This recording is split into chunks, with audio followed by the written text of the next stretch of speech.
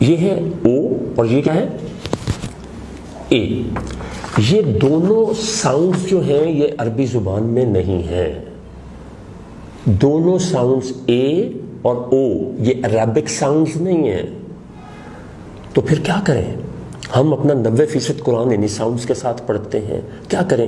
اے کو ای میں کنورٹ کر دیں اور او کو یو میں کر دیں. دیکھیں ہم جب تعوذ پڑھتے ہیں تو غلطی کیا کرتے ہیں؟ اعوذ باللہ یا اعوذو باللہ. تو جیسے ہم او کہتے ہیں تو او کی ساؤنڈ تو نہیں ہے. پھر کیا کریں؟ اعوذو او یعنی یو میں بدل دیں. اسی طرح ہم اس کو کیسے پڑھتے ہیں؟ للہ، ناٹ للہ ہی. جہاں جہاں اے کی ساؤنڈ ہے اس کو ای میں کنورٹ کرنا شروع کر دیں اور جہاں او ہے اس کو یو میں بدل دیں. الحمدو، کسی کو بھی دیکھیں پاکستانی برصغیر میں الحمدو پڑھتے ہیں، دو نہیں ہے، اٹ از الحمدو، الحمدو. اور یہ للہ ہے نہیں، للہ ہی. مالک نو مالکی. لیں جی، دس واز دا ایسنس. اب ایک سوال اٹھے گا کہ یہ باقیوں کو نہیں پتا. کوئی ضرورت نہیں اس میں پریشان ہونے کی. آپ کسی ایک عربی استاد کو جو عرب میں نسلاً عربی ہو، عربی زبان جانتا ہو، عرب میں پیدا ہوا ہو، میں اس کی بات کر رہا ہوں، اس کو آپ بولتے دیکھیں، اس کو پڑھتے دیکھیں تو وہ اعوذو کہے گا، زو نہیں کہے گا. الحمدو کہے گا، الحمدو نہیں کہے گا. یہ تھا جی اس کا خلاصہ. اب میں آتا ہوں تجوید کی طرف.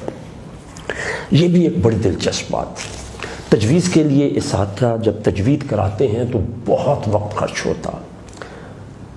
اب یا تو آپ اتنے سال اور اتنا وقت خرچ کریں، یا پھر جو میں چند حروف آپ کو لکھ کے دیتا ہوں یہ تجوید کی بنیاد ہیں.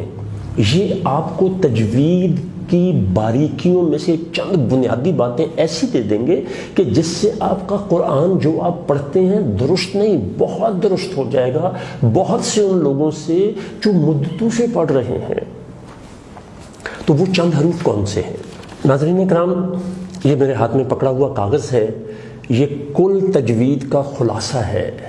دیکھیں پراپر چیز تو پراپر ہی ہوتی ہے نا، اس کے لیے آپ کو وقت چاہیے. اساتذہ کے پاس یا تو اتنا وقت ارینج کریں اور اساتذہ کے پاس جائیں، یا پھر میرا یہ بتایا ہوا انسٹنٹ نسخہ. یہ لکھا ہے، یہ ہم جس کو الف کہتے ہیں اور اس کو عین کہتے ہیں، یہ اردو میں ہے. جب ہم اس کو عربی میں ادا کریں گے تو یہ ہے آ. بہت غور سے سنیے گا، آ. اور یہ ہے قا. آ قا. حلق میں تھوڑی سی رکاوٹ کے ساتھ. سب سے زیادہ یہ ساؤنڈ ہے جس میں ہم سے غلطی ہوتی ہے. پھر یہ ہے، یہ میرے چہرے میں دانتوں کی طرف دیکھیے گا. میں عام روایتی اساتذہ سے ہٹ کے اپنا چہرہ بناؤں گا اور تھوڑا سا اسٹریس ورڈز پر زیادہ دوں گا. ایکچولی آپ نے اتنا نہیں کرنا، just to understand for clarity. تا اور یہ تو. ہونٹوں کو گول کیجئے، دانتوں کو اوپر رکھ کے تو آواز ہوا کو دھکیلیں گے تو یہ بالکل صحیح. تا تو.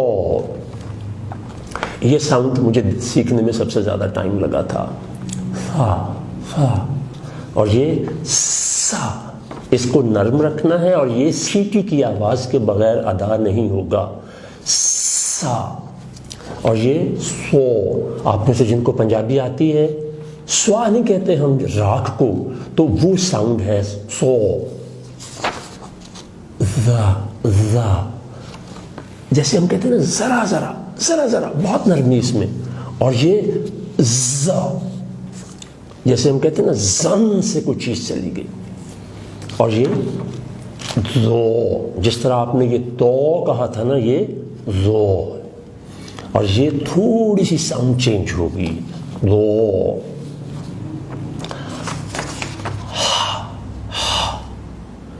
بالکل ہلکی سی، جیسے ہم سانس لے رہے ہوتے ہیں.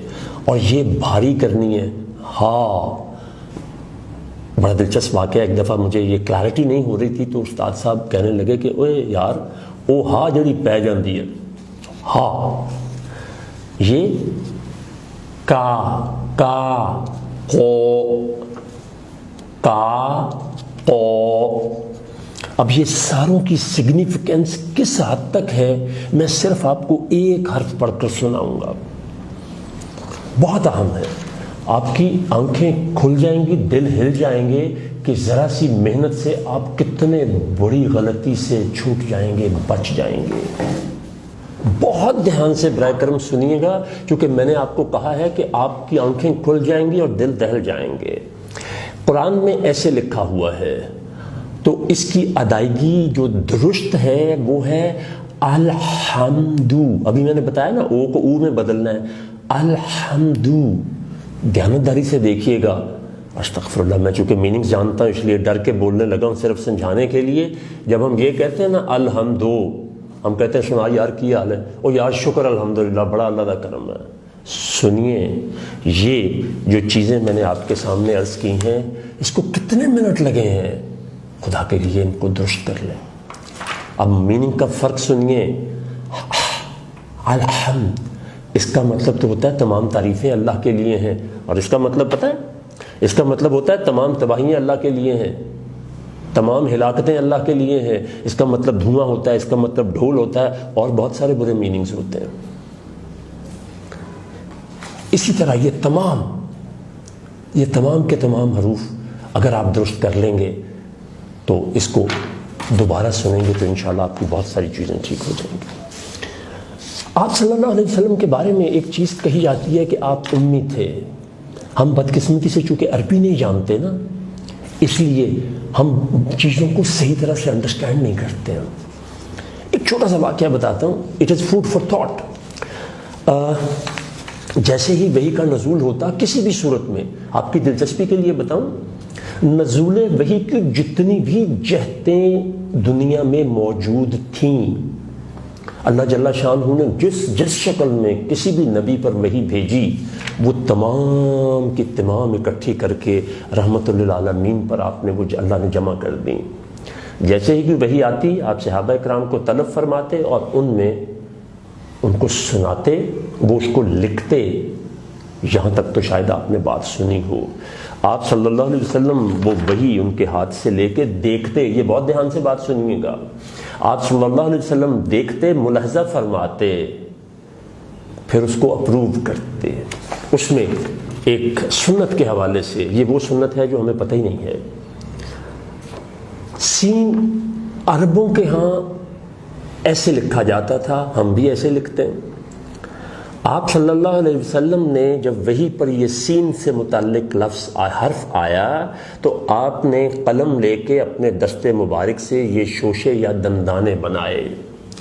اس لیے آپ جب بھی کوئی قرآن پاک دیکھیں گے, خطاطی کی میں بات نہیں کر رہا, جب بھی کوئی قرآن پاک دیکھیں گے تو اس میں آپ کو سین یوں لکھا ہوا ملے گا.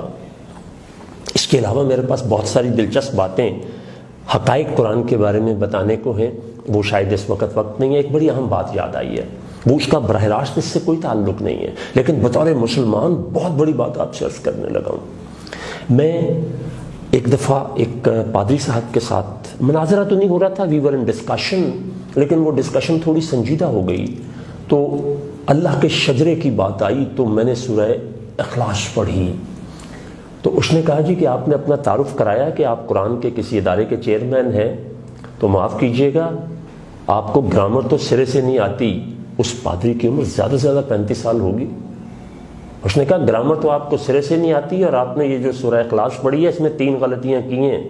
And he mention them. اس چیز نے مجھے ہلا دیا. اور اس کے کچھ عرصہ بعد قدرت نے یہ احسان کیا کہ میرے خلیق دوست عارف خان صاحب, انہوں نے مجھے چودھری نواز صاحب سے ملا دیا اور میری دنیا روشن ہو گئی, اور آج میں یہ آپ تک پہنچا رہا ہوں. تو یہ قرآن کو لہجہ نبوی میں کرنے کے لیے آپ نے 7 آوازوں کو چھوڑ کر 5 آوازوں میں آنا ہے. وہ 7 میں 2 جو فالتو آوازیں ہیں وہ میں نے آپ کو مینشن کر دی ہیں. اب چند باتیں قرآن کو سمجھنے کے متعلق سمجھ لیجیے. قرآن جو ہے اس کی ادائیگی میں اگر ہم یہ جو میں نے آپ کو اے اور او اور چند حروف بتائے ہیں اگر اس کی نہیں کیئر کرتے تو میننگ کیسے بدل جاتے ہیں، ایک میں نے وہ بھی آپ کو کہی۔ آخر میں آپ کو ایک گفٹ دینا چاہتا ہوں، وہ پتہ کیا ہے؟ The easiest path to understand the holy Quran in 1 hour. 1 گھنٹے میں قرآن پڑھنے کا نسخہ سیکھ لیں۔ وہ کیا ہے؟ Through terminology. قرآن عربی زبان نہ میں نے بنائی ہے نہ آپ نے بنائی ہے، تو جس زبان میں کوئی کتاب لکھی جاتی ہے نا، اس میں کوئی لفظ سمجھ نہ آئے تو وہ اس کتاب میں دیکھنا چاہیے۔ لفظ صبر جو ہے اردو اور فارسی میں ہم اس کے معنی بے بسی کے لیتے ہیں، جبکہ عربی زبان میں صبر سے مراد ہوتا ہے رک جانا یا روک لینا۔ although you have authority to do something but you don't، آپ رک جاتے ہیں، یہ صبر ہے۔ اب ہمارے لیے یہ عام سی بات ہے نا، سنیے، آج دنیا میں جو ایموشنل انٹیلیجنس ہے نا، جس کے لیے ڈاکٹر ڈینیل گولڈمین نے 1980 میں تجربات شروع کیے اور سن 2000 یا 2001 میں اس نے کتاب بھی لکھی اور دنیا کو ایک علم دیا جس کا نام ایموشنل انٹیلیجنس رکھا، وہ اسی آیت کریمہ سے ہے، وَاسْتَعِینُوا بِالصَّبْرِ وَالصَّلَاةِ، کہ نماز سے اور صبر سے مدد لیا کرو۔ اگر آپ اس کا مجھ سے خلاصہ پوچھیں تو ٹوٹل ایموشنل انٹیلیجنس کا خلاصہ یہ ہے، respond not react in any situation when it arises۔ کوئی بھی صورتحال جب پیدا ہوتی ہے تو رد عمل نہ کریں، طرز عمل اختیار کریں، آپ کے لیے آسانیاں پیدا ہو جائیں گی۔ اس طرح اور بھی بہت ساری چیزیں ہیں، تو براہ کرم قرآن کو سمجھنے کی طرف آئیے۔ تھوڑی سی اور ایک، قرآن نے دنیا کو ہدایت تو کتاب ہے ہی ہے، اس نے تجارت میں کیا دیا ہے؟ اس نے دنیا کو 17 یا 18 علوم عطا فرمائے ہیں۔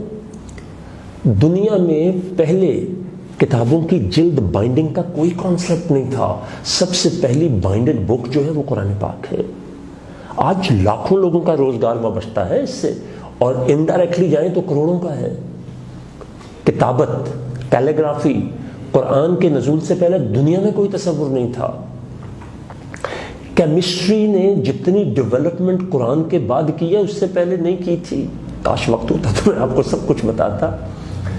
کتابت، پھر اس طرح سیاہیوں کو گلانا، یہ جو مختلف دھاتوں کو گلانا، سیاہی کی سند نے ترقی کی، پیپر کی سند میں ترقی آئی۔ پیپر پہلے موجود تھا لیکن اس میں ڈیولپمنٹ اتنی زیادہ نہیں آئی تھی۔ پرنٹنگ پریس جو ہے وہ اس کی ایجاد جو ہے، اس چونکہ قرآن سب سے زیادہ چھپنے والی اور پڑھے جانے والی کتاب ہے، بہت علوم ہے۔